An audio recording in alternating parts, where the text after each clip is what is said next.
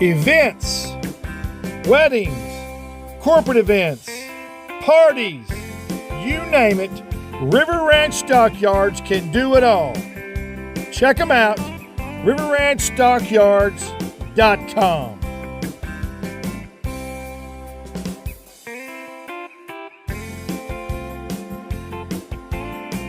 A proud partner of Trey's Chowdown and Trey's Chowdown Live. Hope to see you at the table soon. Adios.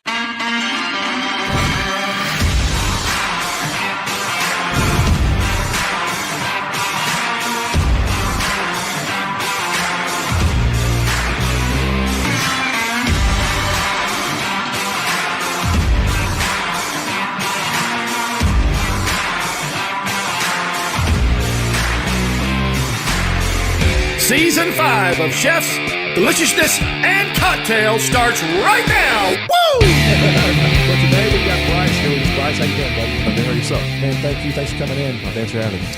All right, now I'm going to introduce my guest, who I'm happy came over today. Bryce, your name's Cottrell, right? Yeah, Cottrell. Cottrell, yeah. I wouldn't know if it's Co or Co. Okay, good. Cottrell. Bryce Cottrell, and he's a He's a Texas boy. From Plano, correct? Yes, sir. All right, that's great. So, and he owns this fantastic brand here, Noblewood Vodka, made from grapefruit. And the first time I saw this, I had to run over. I went over to the next day. I went over to Dallas and met him. He was doing you were doing. Remember that you were doing I was doing a sampling at Total Wine. That's right, Total Wine. Yeah, you do a bunch of those, don't you? Oh man, every weekend. Every weekend. Every weekend. So Bryce has got a fantastic story. Not only does he have a fantastic vodka, but he's got a fantastic story. We're going to talk to Bryce about that now. So Bryce, let's just get right into it, buddy. Okay, sounds good. All right, so you're from Plano. So were you born there, or did you move there? I was born there. Born and raised Plano, Texas. I went to Plano West Senior High. Growing up, though, I didn't go to public school, so it was an interesting transition. From oh wow, oh yeah, that's a huge transition, isn't it? Huge transition. So Yeah. I went to Prince of Peace Lutheran School. Prince of Peace Lutheran School. Yeah, up until 8th grade. Then my mom was like, "Hey, like, look, if you want to go, play, collegiate football, you got to go to public school." And I was like, "Okay, well, hey, let's go." So I went That was a huge change. Was the first year real hard? Oh man, the hardest thing about it was buying clothes. Yeah. Because you have to wear a uniform every day at private school. So like That's buying right. Oh, clothes that's and everything, I was so far behind. I had no swag, man. No swag. I remember my first day high school like it was nothing, man. I walked in with I guess not the cool pair of Jordans. Oh yeah. Oh yeah, I got roasted, man. Yeah. That's still that way nowadays, though. But tennis shoes have become a huge deal. Good gosh. Huge deal, man. I'm still behind. Not only the tennis shoes, it's the vodka you drink too. Oh, of course. You got to be drinking the right vodka. So you started public school, and what'd you do with all uniforms you had left over? Oh man, my mom gave them away, I believe. We took them into like one of those places that you just donate their clothes and everything. And she just donated them and called it a day. I mean, I had no use for them at that point. Oh yeah. Were you big back then too, or did you just get big when you started playing football? Or were you big back then? Oh no, man. So like growing up, I played running back. Yeah. I was a running back. Up in high school, I became a free safety. Up until about sophomore, junior year, they transitioned me down to linebacker. And I played linebacker. Then all of a sudden, I got calls from everywhere asking to play defensive end or linebacker. I had offers from just about everyone in the country, and I narrowed it down to Oregon and Texas. Right. I was committed to Oregon for about, say, maybe 5-6 months, I want to say. And I decommitted on signing day to go to University of Texas. So what? And so this is always interesting to me because the football drafts or what are you going to college? It's just always neat to me the whole process of it. It's such a huge business now. Whether you're going to college or NFL doesn't matter. Yeah. So what was your main concern? What made you change from Oregon to Texas? What made you do that? There was a man by the name of Mac Brown. Okay. Oh yeah, Mac Brown. Yeah, everybody knows him. Yeah, he's kind of famous. Yeah. He came to me and was like, "Hey, so, where would you rather live, Oregon or Texas?" And I was like, "Well, Mr. Brown, you got a point." Yeah. And he's like, "Well, if you come to the University of Texas, it's a 30-year decision rather than a 4 or 5-year decision. If you go to Oregon, you win some games, you have some cool jerseys, but where would that take you after you graduate?" And he's okay, well, name an alumni besides Phil Knight for the University of Oregon. I couldn't. He's like, "No, name an alumni for the University of Texas." And it's basically like a Rolodex. You just throw it on the table, and just pick one. Yeah. That's a pretty good sales speech, so isn't it? Yeah, it is. And so far, he's been right. I mean, I've graduated, and I own an alcohol company of all things. So. Yeah. I mean, hey, he wasn't wrong. That's awesome. So your senior year in high school, were you defensive end? Oh, no. I was outside linebacker. Outside linebacker. Okay. So it's progress. I like progressing. So you started in, what would you start playing when you were in ninth grade? Oh, ninth grade, I started at started like outside linebacker, but free safety. Okay. Then sophomore year, I played varsity. Okay. And I was a free safety on varsity. Sophomore year, you started varsity. Yeah, and I was 180 pounds playing free safety. And I graduated high school at 215 pounds. I left the University of Texas my senior year at 275 pounds. So I remember the first day they walked in. I walked in, got in the scale. I was like, yeah, like you can gain some weight. So they, you're gonna get knocked around if you don't gain some weight. Yeah, like, they threw me a peanut butter jelly sandwich and a muscle milk and say, hey, like we'll see you in the morning for meal plan workouts or whatever. So if you were late, they made you eat more. So I was like, oh shit, here we go. I hated food, man. Did you? Yeah. Well, it's all about size at that point, right? You got to keep getting knocked around, I would guess, at that point. Oh yeah, man, those dudes are big. I'm surprised. I'm shocked. I've watched in the last 25 years of my life. I have watched football players, even baseball players, have consecutively gotten bigger every year. Yeah, bigger, and bigger, and bigger, and bigger. And when I can hear them get hit on the through the TV, I mean, they hit hard too. Oh, they do, man. But I will say this: in the Big 12, though, it's a lot more speed. A lot more speed. A lot more speed. So the game is definitely changing now. The bigger players are, kind of not seeing as much anymore. Even the bigger players are starting to slim down just because the pace has changed. The style of play has changed, drastically. I mean, hell, when was the last time you seen a fullback? I mean, besides for the Patriots in the Super Bowl, that doesn't count. It's the Patriots, Tom Brady. Yeah, that's right. Yeah, that's right. So you left. So you made a decision. You graduated from Plano. Yeah. And that was what's the name of that? What was their mascot up there? Oh, we're the Wolves. The Wolves. That's right. Yes. We're gonna get the Wolves. We're gonna get into that in a minute. Okay. So you graduated, then you went to the University of Texas. Yeah. So how was your first year? Was it bad or was it okay? The first year was it? I mean, when I say bad, was it difficult or were you okay? Oh, I loved it, man. How can you hate Austin? I always say that. So I mean, you have South by Southwest, ACL, but other than that, it was a big, big change. Other than the fact that I've been in Dallas my whole life, and going to Austin, I mean, hell, I never really been to Austin before. Yeah. So just experiencing that was completely different. It's like when I say it's completely different, it's completely different from Dallas. yeah, that's good. It is, isn't it? Yeah, I mean, hell, it took me like let's say an hour and a half to get from South Austin to North Austin. Is only one way basically. Right. Yeah. Yeah. So you have MoPac or you have I-35, and they're always jammed up in traffic. Always. And that's probably like the worst thing about Austin. But other than that, the food's great. The people there are really friendly. The nightlife, everything is awesome. You know what? Well, how are they going to fix that traffic problem in Austin? Only I can see is if they double deck everything. I don't know how else they could fix it. Well, they just, I guess they're trying to pass a plan right now. I guess they're going underground because that's the only. I guess that's the only way they can do it. But the answer is good as mine. I don't know. Yeah. I mean, it's just. I mean, it takes. If you're you better pack a lunch if you're going to go anywhere. Oh, if it's 5 o'clock, just park your car, grab some food, hang out to about 7:30. Yeah. Then try to go home because you leave at 4:35. You're not going anywhere. No. Good luck. So your second year, your first year was, and so you start to get in the groove the second year, I guess. Yeah, like I guess my freshman year, I'll say I was getting acclimated to the whole environment for the University of Texas. I remember my first game going out into the field. I threw up. Oh, were you nervous? Hell yeah, I was nervous, man. It's 110,000 people in that damn stadium, man. It's rocking. And it's packed every time, isn't it?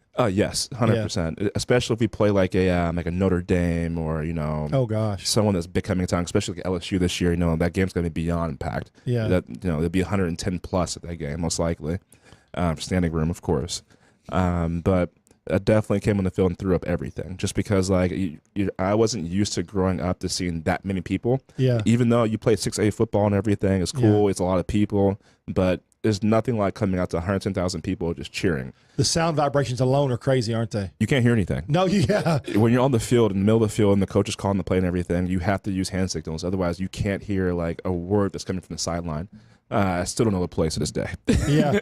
I still don't know what he's saying to this day. Yeah, isn't that amazing? It's the sound until you're down there in the middle of that. It's like I've been backstage at some really big concerts. It's the same way, but you can't hear anything. Yeah. It's the way that the sound is set up. Oh, for sure.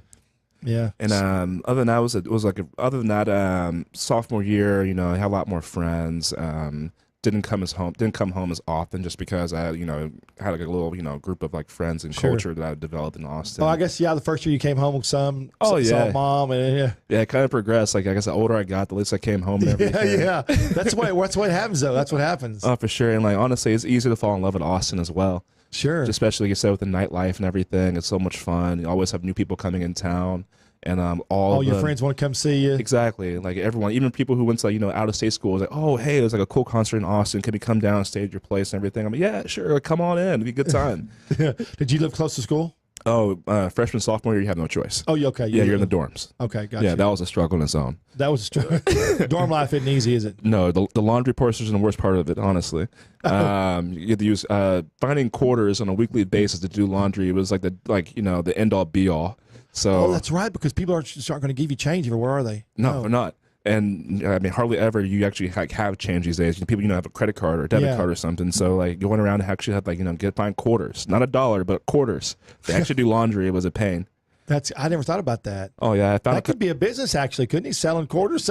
Honestly, you could. Yeah, it'd be a good business. Hey man, I found a couple girls. I got lucky, man. So. Yeah. So you get in your groove. So by your third year, I guess you're really humming then, huh? Oh yeah, I graduated the end of my the end of my third year. I graduated early. I was a corporate communication major, so it had nothing to do with alcohol. Surprisingly, that was nothing of that, the alcohol. Yeah. So he created this company, Noble with Vodka, and that's where we're easing into now, and it's an amazing story. So you were on a bus going somewhere to a football game or something, right? Well, first of all, tell the story about how you turned down. Well, let's back up. Let's talk about how you came up with the idea, and then what you turned down to start it. So okay, cool. So if there's any UT fans or just people who follow UT sports on the watching this right now, I was on a plane going to play Iowa State. Right. And I'm sitting next to Malik Jefferson, Brecken Hager sitting behind us. Malik was my seat buddy for every plane ride. Oh, cool. So I was watching Entourage, like I said before. Yeah, Entourage. Yeah. The series Entourage. Yeah, the series Entourage. Right. And I saw how Turtle made Avion, or basically, became a part of Avion. Right. So I said, hell, if he can do it, why can't I? And if anyone knows, like I said, watching this and everything, if you know Brecken Hager, he's a free spirit. And Brecken's behind me. I'm talking to Malik about it. Malik's like, yeah, man, just give it a shot. Like, what's the worst that can happen? And Brecken's behind me, like, yeah, bro. Like, just do you. Like, take your shot. I'm like, thanks, Breck. Thank you, man. Appreciate it. Yeah. Well, that is, though, do you. That's cool. So basically the idea came from you're watching Entourage. And I always like how ideas start. And that was cool. That's just, it was that simple, basically. And what made you think about vodka? Did you see vodka on the show, or is this just something you liked? Honestly, like I really didn't drink that much, like even throughout college and everything. I guess you can't do what you were doing. You'd be hung over all the time, and that wouldn't work. Oh yeah, right. Yeah. But it's just one of those things where I looked at the market. I went on Google. I did a lot of Googling. So I basically was enrolled at the University of Texas and enrolled in Google University. You did that much? Oh, I honestly did that much, just because like I had to go online, just figure out what these brands did wrong, what these brands did right, why they failed, why they succeeded.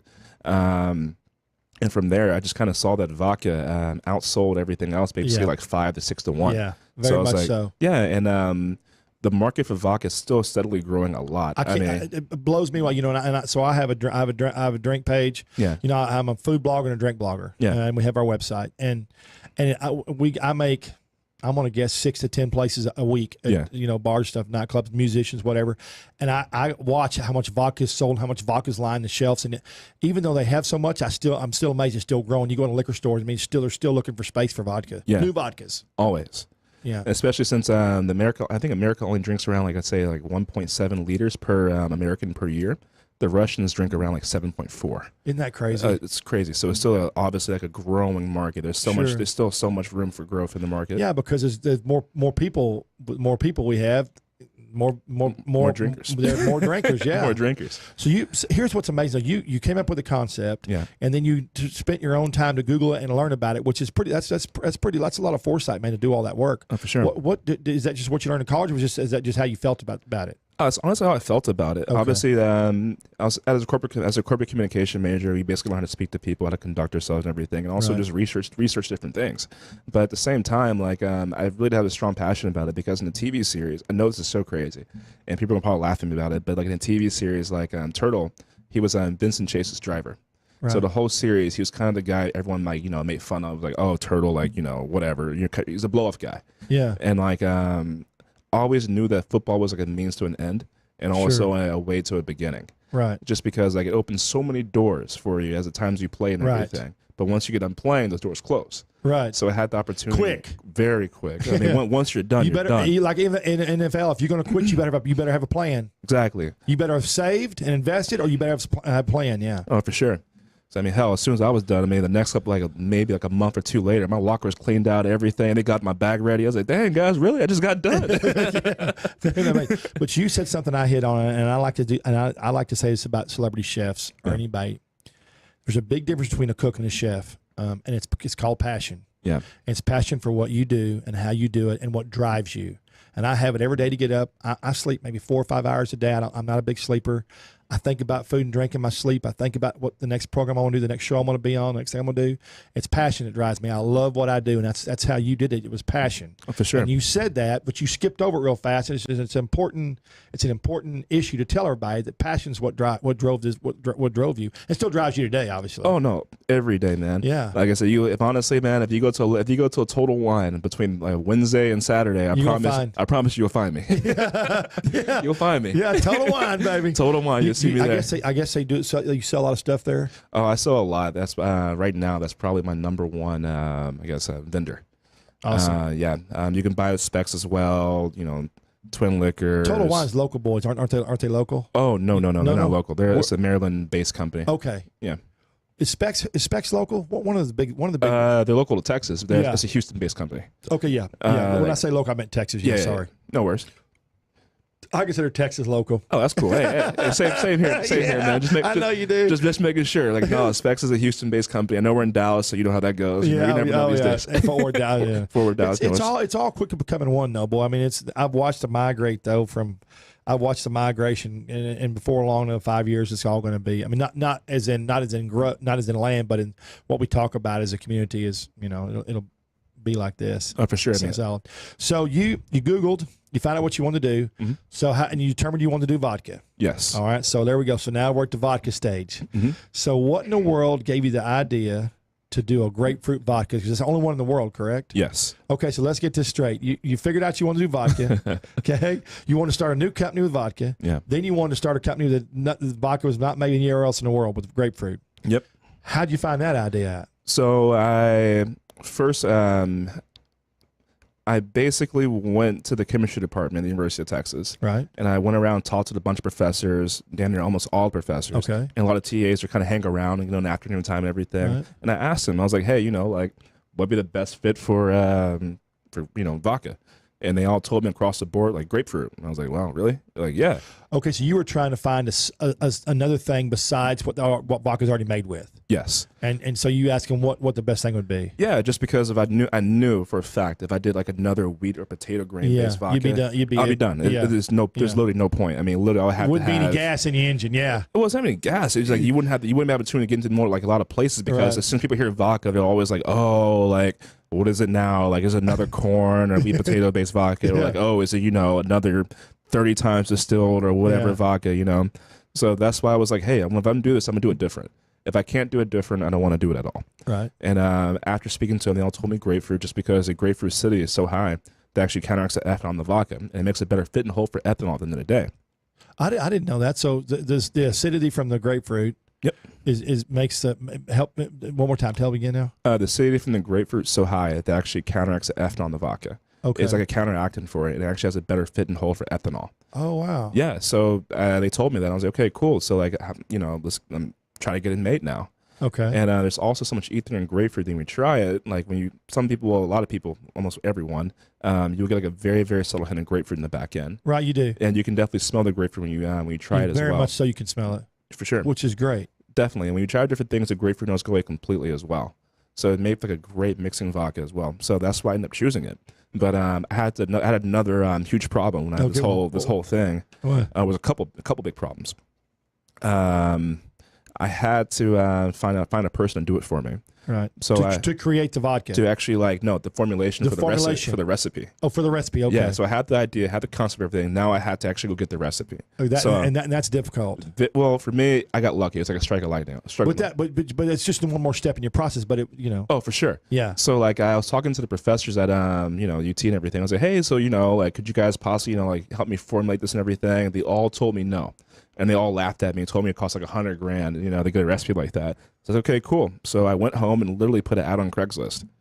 Did you really? Yeah, like still, no kidding. Like a little full ad on Craigslist. And what would the ad say? Do you still remember? Did you save the ad? Actually, I still probably have it. You better save that ad. This needs to be on a frame on a wall somewhere, Bryce. I mean it, man. Honestly. Okay, so what did the ad say? Oh, literally, it was very straight to the point. Looking for chemists to make vodka recipe. And one guy returned my call. How quick? A day later. A day, 24 hours. 24 hours. A day. I can't make this up. I'm sitting once again. If anyone knows this, someone please ask Brecken Hager this, because he was there with me when he met with the chemist. Just in case. I didn't want to get Breaking Bad, killed or something like that by some dude. So you took somebody with you. Oh, just in case. Oh, yeah, that's smart, though. Yeah, just in case, man. Anytime you see those shows and people go meet people on, you're like, what are you doing? Yeah, exactly. That's very smart. Yeah, I didn't want to get abducted or something. You never know. You never know. No. So the guy returned my call and everything, and I told him, hey, I want to create the first ever vodka in the world made from a grapefruit. We have a couple more calls. We ended up meeting at Five Guys. So Five Guys, yeah. okay. So that's where I took Brecken with me after practice. It was before practice. Before practice, and I met with the guy. And you two guys, both you two big son of bitches, right there. So we come in, sit down. I buy him a burger, and we kept talking some more. And I was like, "Yeah, man, I want to create the first ever vodka in the world made from a grapefruit." He was like, "Okay, cool. Just give me 3 or 4 days." I was like, "Okay." Is that okay? Yeah. So I was like, "How old was he?" He's probably in his mid 30s, early 40s. So he was obviously in Austin. Yeah, he actually was. Okay. So it was imagine a guy. Around springtime in Texas, it's probably 85, 90 degrees, and he walks in. Can't make this up. Walks in, black leather jacket, black shirt with the black jeans with the keychain thing. Yeah, like the metal keychain, the metal keychain thing, and the black leather boots. So as soon as he walks in, Brecken was like, "Yeah, this is the guy." That's what he said. He's like, "This is the guy. He's gonna do this for you, dude." I'm like, "Yeah, you're probably right." That's really funny. Yeah, man, it was wild. I was like, because at first I'm like, dude, it's 95 degrees outside. Like, why the hell are you wearing a leather jacket in Texas? Because it's his image. That's his image. It's what makes him feel comfortable. And that's why I brought Brecken. That's funny. All right, guys, we're gonna go. We're gonna hear in a couple minutes. We're gonna go to a break because these people at this station are capitalists. And they like to pay bills, like I always tell everybody. And we got to run some commercials. I want y'all to listen to some commercials for a minute. Listen to those commercials, and if you feel like it, buy some of the products that they're playing on the radio. And then when we get through, we're going to come back and have another 25 minutes with Bryce from Noble Wolf Vodka. And I'm going to read the back of this thing right here before we go out because I think it's really cool. This is his mother made this, and it says, "When you don't drink." I can't. The lights on here. No worries. So when you don't think like everyone else, you shouldn't drink like everybody else. So drink Noble Vodka. That's cool about what your mom said. Sorry, I screwed that up there. No worries. Couldn't see it. See y'all in a few minutes. Bye.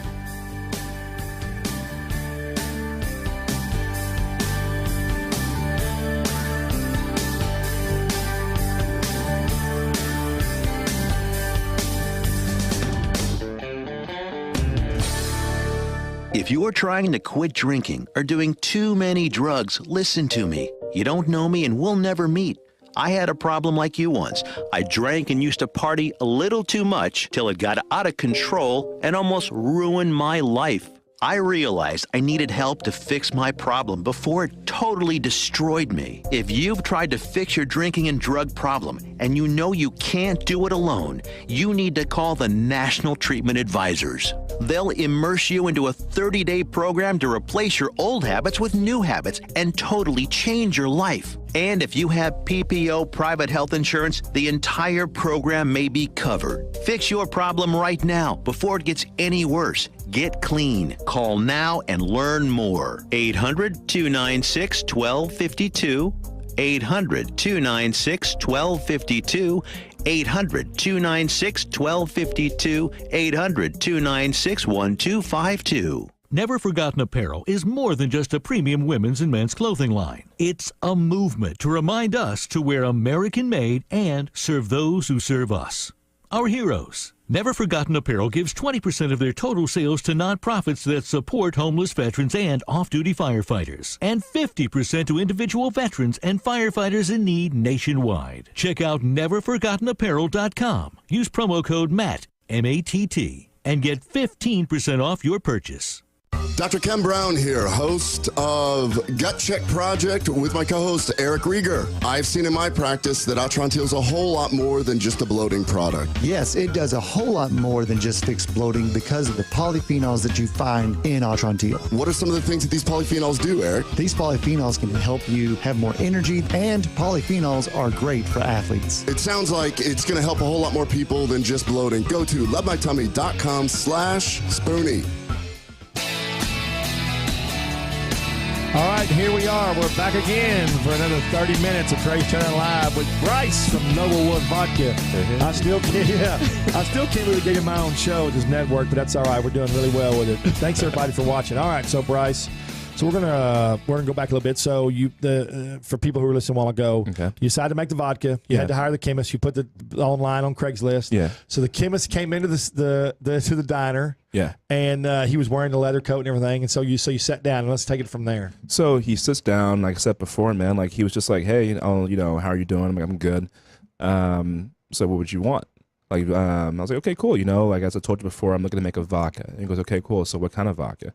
Like I have a background, in wine and beer. And I was like, okay, cool. Can you combine this two and make a vodka? He goes, yeah, of course. I was like, okay, perfect. It's like, okay, well, I want to make the first ever grapefruit-based vodka, or grapefruit distilled vodka to be technical.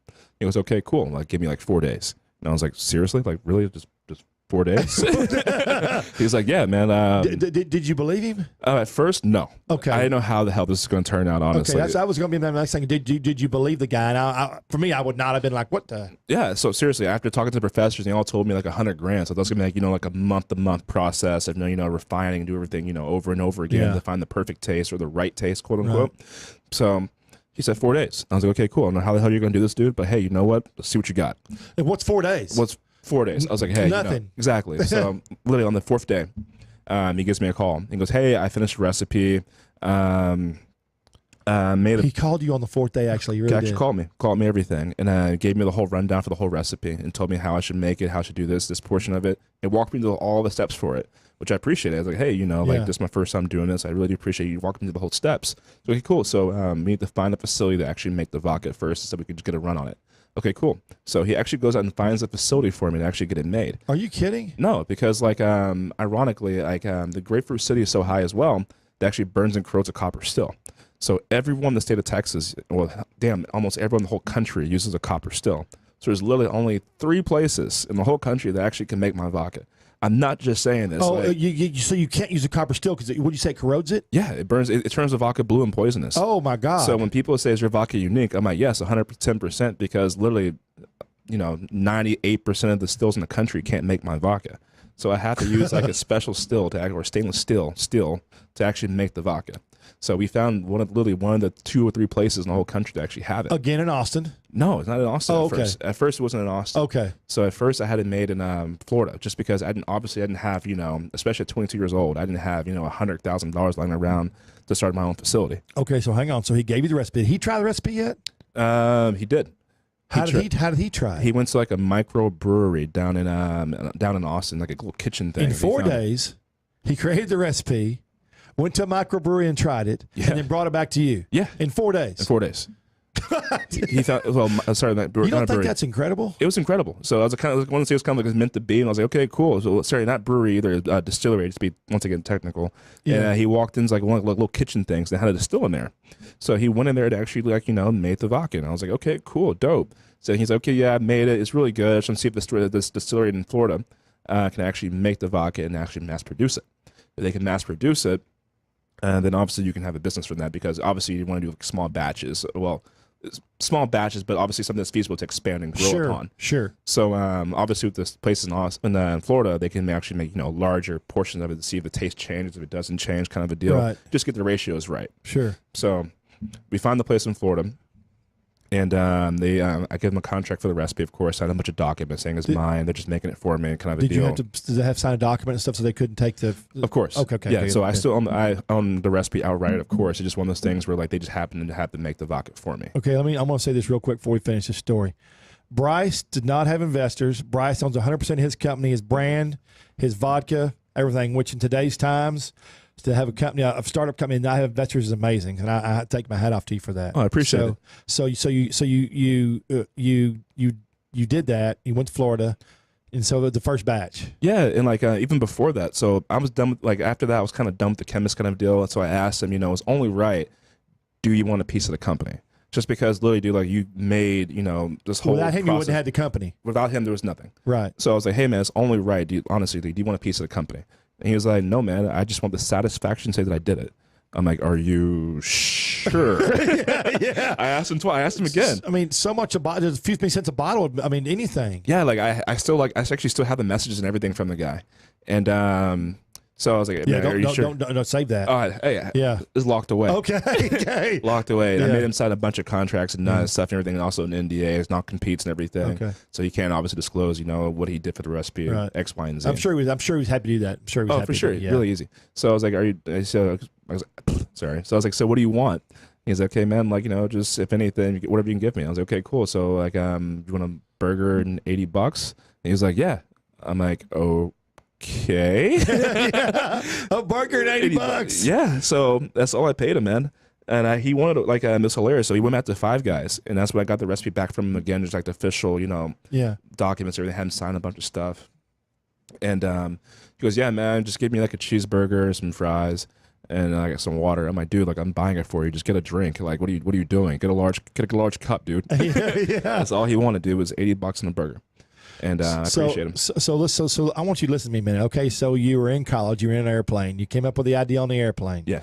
Then you went to professors, and they said it could be done, but for $100,000. Yeah. And that didn't deter you. Then you went home and you Googled everything. Yeah. Okay. Then you started Googling. Then you found somebody. Then you went to and you found this guy to do it. Then the guy did it in 4 days and still brought it back to you. And all it's cost you so far is time and $80 in a hamburger. You don't find the incredible this story. Yeah, 2 hamburgers, by the way. 2 hamburgers, okay. Two hamburgers. 2 hamburgers. Dose. 2. Okay, so you got that. So then you went. So you fly to Florida? No, I actually didn't have to fly to Florida. They made the vodka for me and shipped it to me. It's my house. So I got the vodka. So you never went to this? You never? Never had to. Okay. They ended up shipping the vodka to my house. How many did you do on your first run? So my first run, I made 115 cases. So that's the first order that I shipped to Republic National. And this isn't the first bottle I first made. If you saw the first bottle I actually first made, it was horrible. I'm not even gonna lie to you. It was bad. I just wanted to see if it was gonna sell or not. Yeah. Because I just want to say, I put my time in this. Let me just see if it's gonna work. If it works, I'll change everything. So you paid for a shipment up. You paid a shipment up front. Is that what happened? Oh no, that's later down the line for the whole thing. I was gonna tell you some stuff in between from that. Okay. But how they get to that point is actually kind of funny and hilarious. But so I didn't have the money to actually start the production for everything. But other than that, they shipped the vodka to my house, and I had my mom try it first. So I tried it, I liked it, but my whole deciding factor is my mom. So her name's Felicia, by the way. So hey, mom, hey Felicia. Have you ever said bye, Felicia? All the time, just to make her mad. Oh my God! I won't say it today. She'll get mad at me. Dude, I'm sorry I had to say that, man. I just had to say it. I'm sure that movie made that famous. That's one of my favorite movies, by the way. It's a great movie, man. But anyway, okay. So what happened? Were you watching your mom when she tried it? Yeah, and like my mom hates vodka, so she tried it and loved it. She goes, "Oh, this is really good." I'm like, "Oh yeah." So even before that, I remember coming home and telling my mom, I was like, "Hey mom, like I want to start a vodka company." She was like, "Huh?" I'm like, yeah, like I want to start a vodka company. And she was like, okay, like if that's what you want to do, I fully support it. Just let me try it. I was like, yeah, of course, mom, you can try it. So that was like literally after I told her that, she didn't realize like literally 2 or 3 days later, I was on break, that the vodka was coming in town. So I got a package. I was like, hey mom, it's here. She's like, what? Like it's here? I was like, yeah. So like she gets the vodka, she tries it, and she loves it. Awesome. So I was like, I hit a home run because I know for a fact my mom doesn't drink like vodka at all. All she drinks is wine, honestly. Right. No whiskey, no bourbon, no vodka, nothing. But she drink my vodka now, of course, with her friends. But Right. Literally just wine. So after that, I reach out to Republic National. Well, I don't reach out to them, honestly. I got lucky with that as well. So I sit down. You didn't get lucky, Bryce. It's passion. Honestly. They knew. You had an unusual product. They knew what it take. They never heard it before. So it's not luck. It was just what you did and what you came up with, your research and the grapefruit. I mean, it was all a process. So you reached out to them. Yeah, and like, they asked me a couple questions, like, hey, like, do you have you sold any cases before? And I was like, no, obviously, that was an easy question. Like, well, easy answer to a question. No, I never sold a case before. Yeah. And they're like, okay, well, do you at least have $100,000 in marketing dollars? And honestly, no one ever checks if you do or don't. Just throwing it out there. So I was like, hell yeah, I do. Hell yeah, I do. What the hell you mean? Yes, of course I have that. Yeah, sir. I get it. Sir. Yes, sir. Yes, sir. That's funny. And they didn't have $1 of it, man. And literally, they gave my first purchase order. And I took it to the bank and got it financed. And I was able to buy all my materials up front to start off with. Okay. And that's how they got everything going. And so you took the purchase order to the bank. Yeah. And you financed it. They gave me 80% up front. Awesome. And I was able to buy all my glass, the vodka, the juice itself, what we call it in the industry, the actual juice in the bottle, the caps, everything, and boxes. And for the boxes, shout out TCP boxes, one of my best friends. TCP Packaging, wasn't TCP Packaging, yes. TCP Packaging. Yeah, so it's my one of my best friends, Francisco Ramos. He makes my boxes for me. Does an amazing job. So yeah, hey, shout out Fran, man. I do love this box. So I think that okay. I'm gonna tell you why I like it. First of all, I'm a big dog lover. Yeah. I normally have about 10, but now I'm down to 5. I had some that died on me. Okay. I've rescued dogs. Gotcha. But my main dog that runs around me is a purebred German Shepherd from Germany. Got her, and she's a fantastic dog. She goes everywhere with me. Yeah. But they look kind of similar to this. Yeah. And this was your dog. This is on the box and all the bottles is this picture of this wolf, but it's not really wolf. It's your dog. Yeah, it's my boy Blue. Your boy Blue. He's still alive, right? Oh, he's still here. Okay, cool.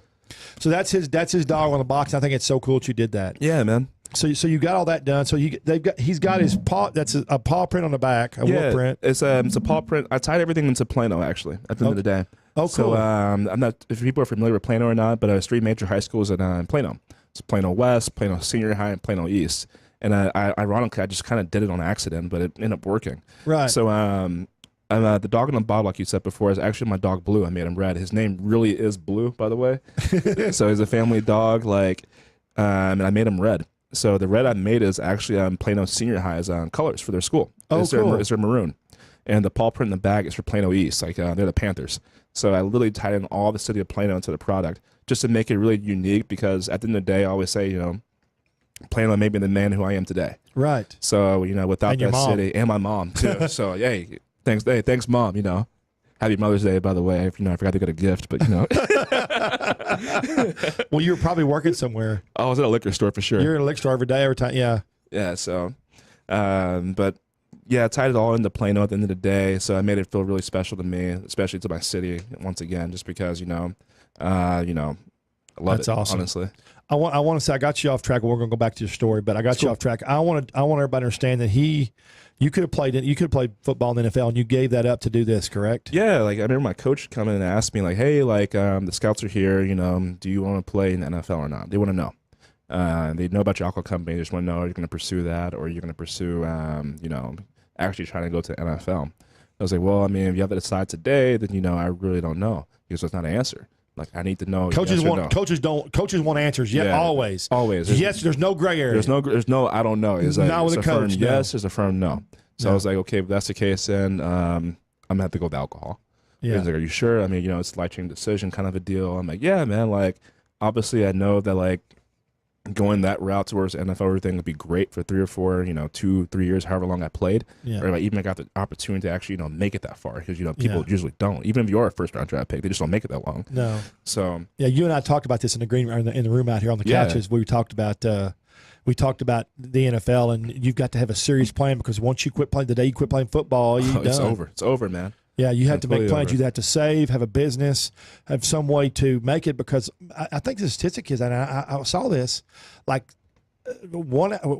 only 1 out of 10 actually make it. They're broke after 6 years or something. I mean, it's crazy. Yeah, man. You know how the people do it, man. Yeah. You go in the league, you make all that money at first because you don't have it. Then you spend it on, just whatever you want to spend it on. It's not a bad thing, but when you have no money and you grow up and you work hard, you get all that money, and it's a lot of money. It's a shit ton of money. A shit ton of money. Then you do things, and everybody's guilty of it. Just some just make more and make better decisions. That's all. Of course, and obviously, the biggest problem is not the fact that you make all that money. Is the fact that you make all that money. Then after that, one day it stops coming in. Yeah. So you have a steady income of money coming in. You're spending at that point in time lots of money coming in. So you're not worried about save it, hell, if I make, 20 grand for this next check for this next game. Yeah. So, I can spend this right now. What's going to hurt? Yeah. So it's after that point when you're done playing and the check starts coming in, what the hell am I going to do? Because my lifestyle's not supporting my income. And you're beat up. Yeah. So that was the biggest thing that I looked at, because I remember sitting in class one day, in Texas. Right. And Vince Young sitting next to me. Right. In class. So I was like, okay, shit, fuck, this is Vince Young. If he's in the NFL, runner-up Heisman Trophy winner, everything, any award you can win in college, damn near he got it. Right. And if he's in class next to me right now, the NFL can't be that great. Right. So obviously there has to be more to it.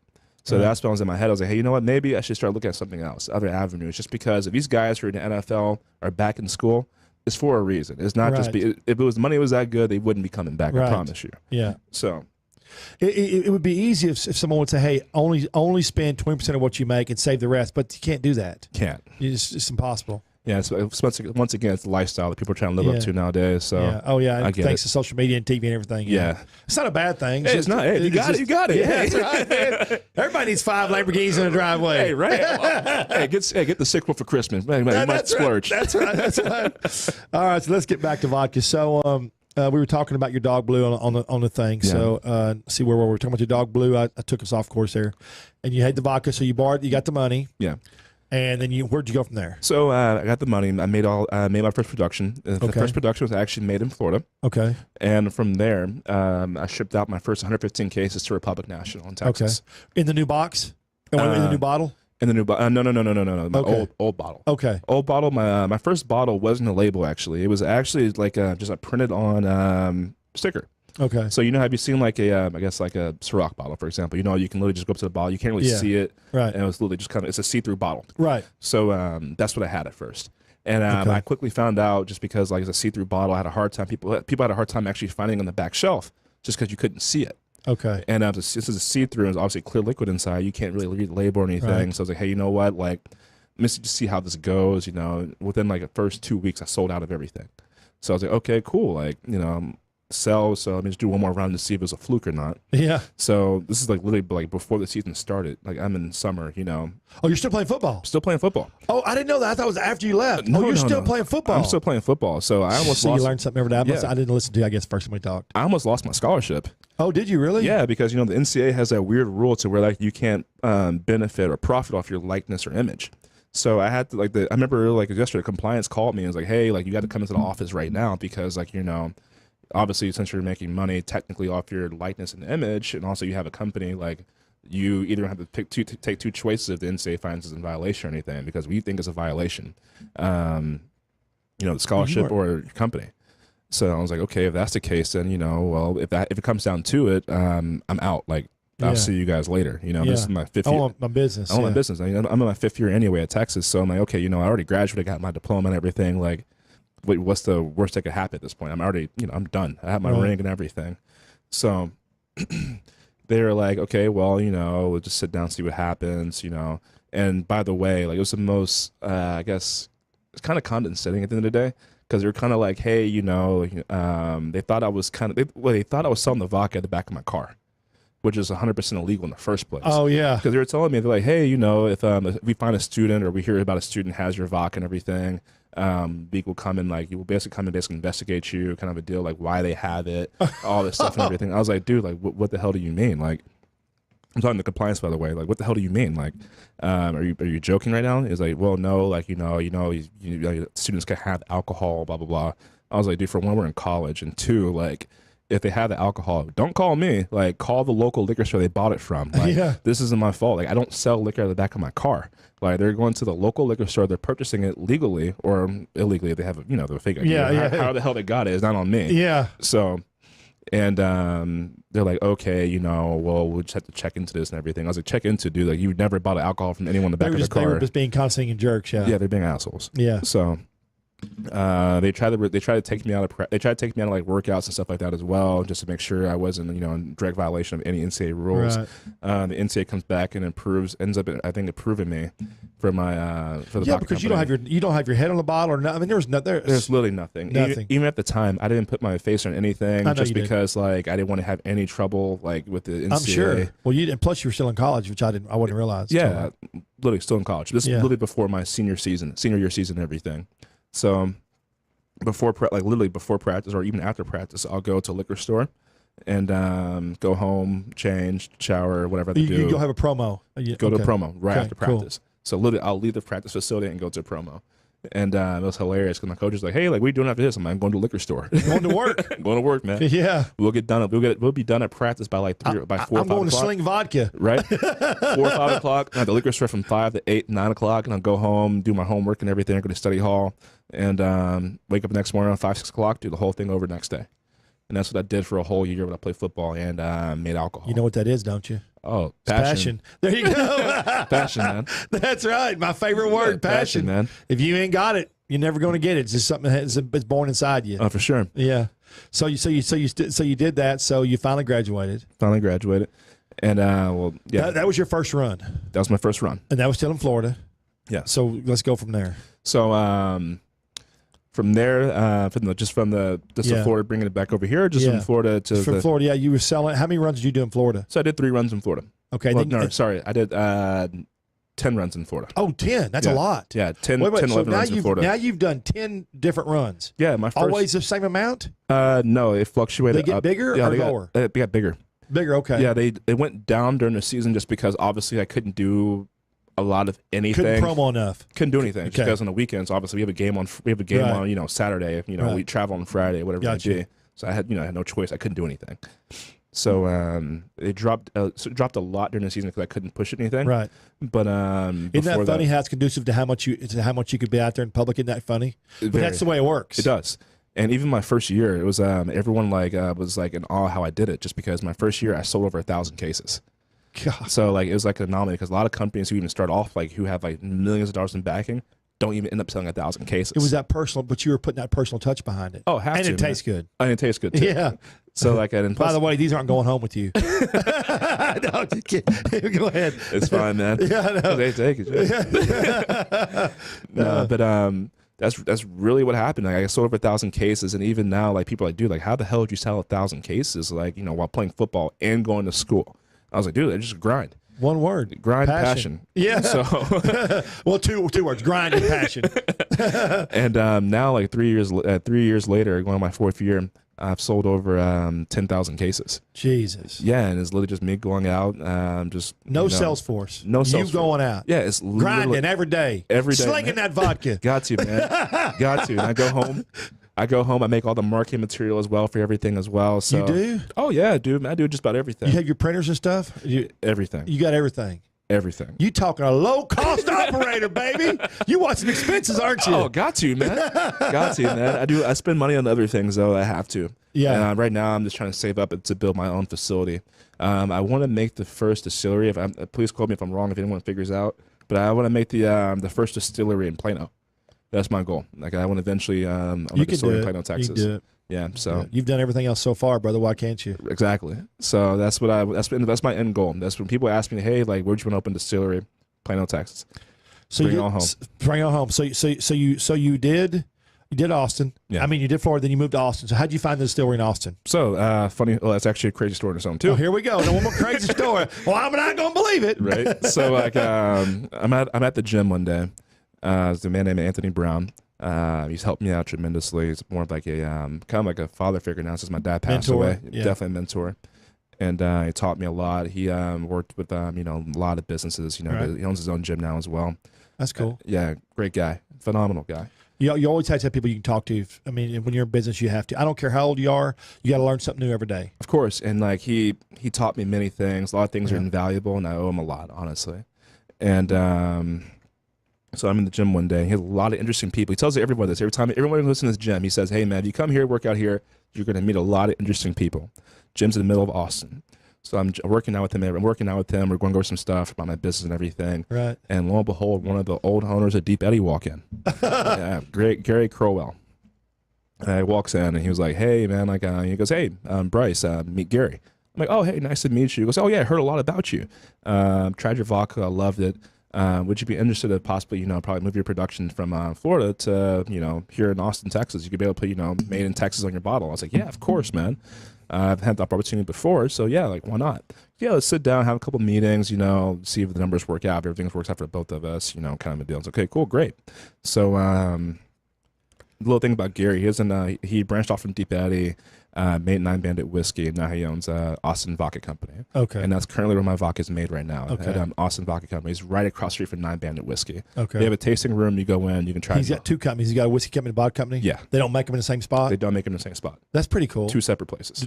Are they open to the public? Yes. Okay. You can go and tour both of them at the end of the day. That's cool. Yeah, and so they have my vodka displayed at the Austin Vodka Company floor as well. And so we end up coming to an agreement and everything for the price of he made the vodka for me and everything. Sure. So I bring my production from Florida to Texas.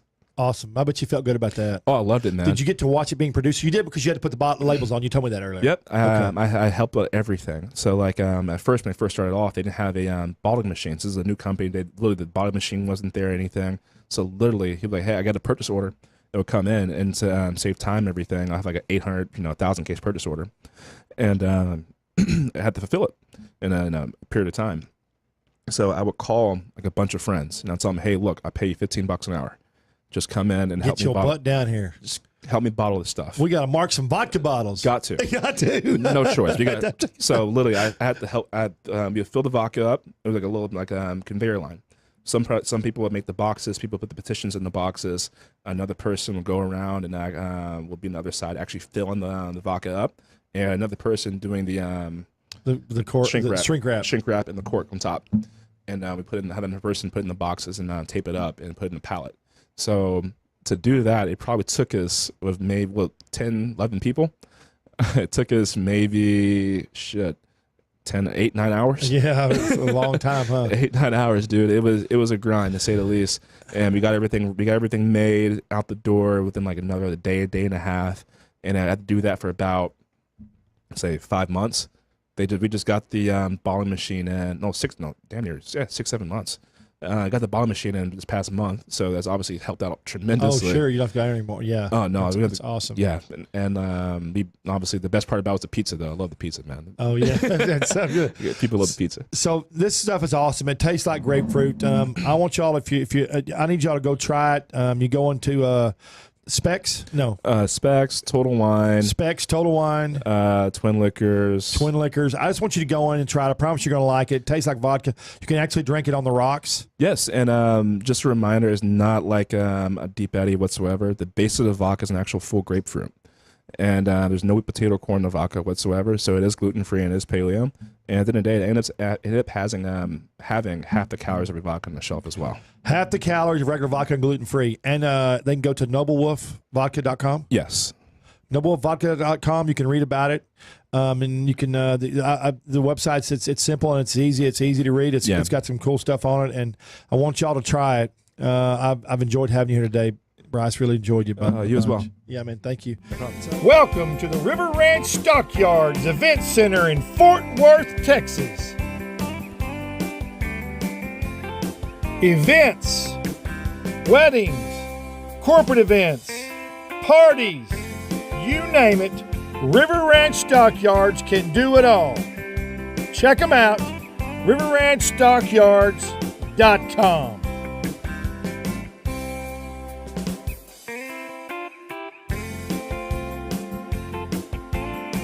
A proud partner of Trey's Chowdown and Trey's Chowdown Live. Hope to see you at the table soon. Adios. Hi, I'm Trey Chapman, publisher of Trey'sChowdown.com. I'm passionate about finding the best food, drinks, and chefs and sharing it all with you. I should know I have over 5 decades of food experience. Find me on any podcast platform, Facebook Live, or just Google me. Now you can watch and listen to all my great finds every week on my live TV and radio podcast at Trey's Chowdown Live.